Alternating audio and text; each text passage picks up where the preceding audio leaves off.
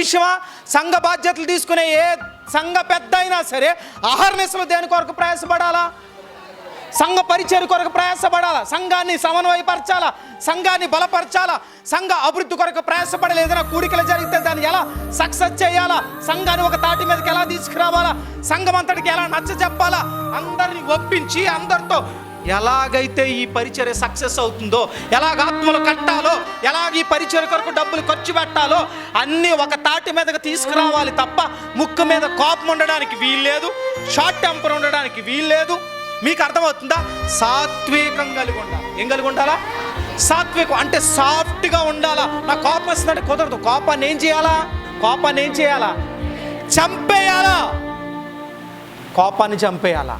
కోపాన్ని చంపిన వాళ్ళే సంఘ పెద్దలుగా ఉండడానికి చెప్పండి గట్టిగా అర్హులు.